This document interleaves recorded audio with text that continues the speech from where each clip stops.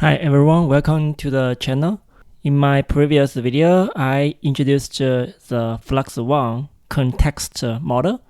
It was only available via API. Good news today is that it's now the Black Forest Labs release the open weights. So it means that you can run it locally on consumer GPUs. So here is the announcement news from the Black Forest Labs. I think there's some details, there's some examples. How to use that in ComfyUI. So for the installation, make sure that you update your ComfyUI to the latest commit. And then you go to the ComfyUI Flux example page.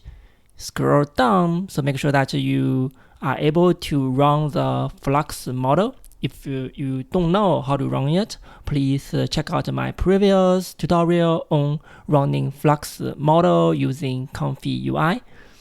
So let's see that because some of the models will be needed, and I think some of the inference code are shared between the context and the Flux. So I think that's great news, right? That means you can reuse your previous model files. Alright, so let's scroll down to the Flux Extra. So you can see that the latest update include the Flux Kontext, which is image editing model. So you make sure that you can download the two files. So the first one is a little bit big. It's about 23 gigabytes. So make sure that you need to submit your agreement to the license. After that, you can see the files. Scroll down. So there is FLUX.1 Kontext dev.safe tensors, so 23.8 gigabytes. You can download that. If you don't have a really powerful GPU with lots of VRAM, there is another option is to download the FP8 model, which is about half the disk size, which is about 11.9 gigabytes. So this one is safe to use. Okay. So once you download that, you can place them to your ComfyUI models directory under the diffusion models folder. So that will be very similar to the previous Flux models. And also make sure that you have some of the other model files, which I will show you in a minute. All right, so what about the workflow? The workflow is contained in this example image. So you will need to save it to your download directory. Okay, and then you can drag that onto your ComfyUI web page, so you are able to find the workflow. So, and for the input image, there is one input image. You can also download that too. Save that. Okay, so I think the installation is pretty straightforward. Let's see how to use that. So I already installed that on my personal computer with 5090 GPU, which has 32 gigabytes of VRAM. So here is the monitoring for the GPU. So the 5090, that's 32 gigabytes. And I also started the ComfyUI.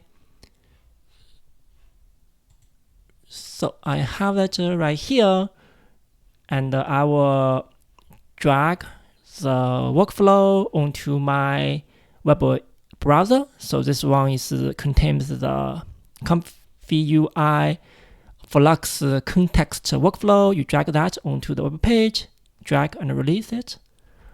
Okay, so we can see that it contains everything that's needed. So pay attention, right? So make sure that you have the diffusion models here. You have the clip, the dual clip. 1, 2.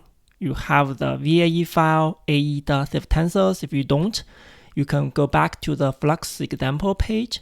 So scroll up. So from here, I think it just shows you some of the download direction, download instructions for the model files.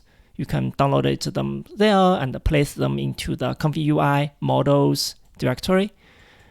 Okay, so let's see. So I think it's very, very similar to the FLUX.dev workflows. So you have the clip, you have the VAE, you have the diffusion models, you have some of the other functional node here.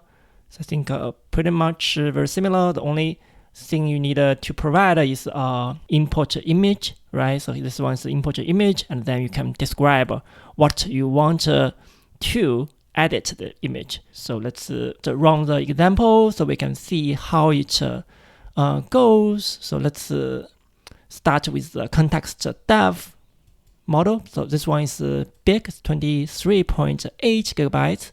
So let's run it.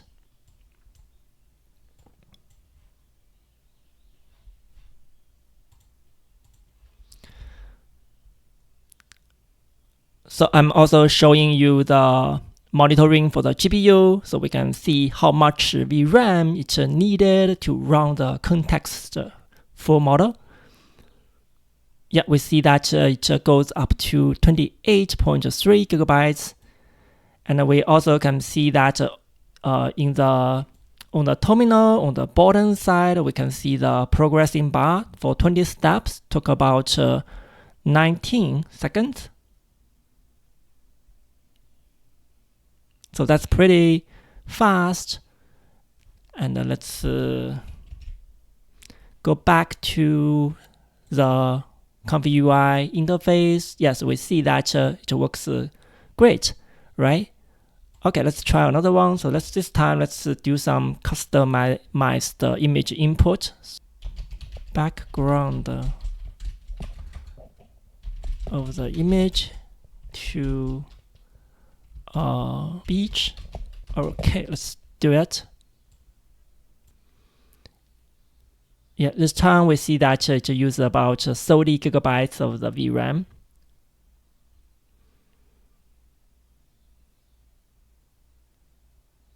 Steps still about 19 seconds.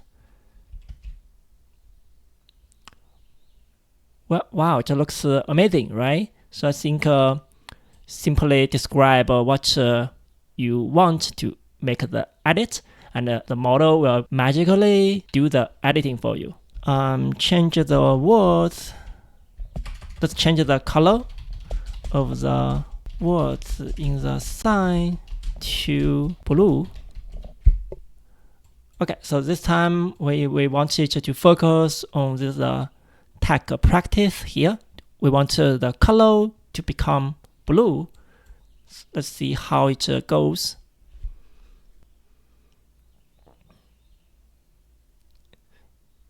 Yeah, the VRAM is about 30 gigabytes, 100% utilization, so that's very efficient.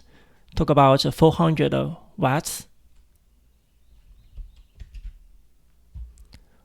Okay, we see that it retains almost all other elements of the image, changing only the tag practice, change the color from red to blue. Currently, we are using the larger model, like 23 gigabytes. How about the FP8, the 11.9 gigabytes model? So let's try that too. So I think theoretically it will save lots of VRAM. So let's try it. Okay, so this time let's try it to another color, to yellow, and add a heart emoji.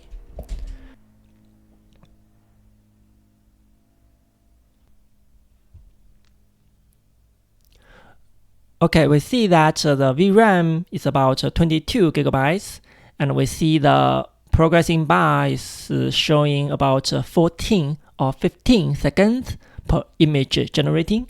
Okay, so that's also make the edits successfully. Wow, that's amazing. So as we can see that I think still use quite a lot of VRAM. However, I think it depends on how much VRAM you have.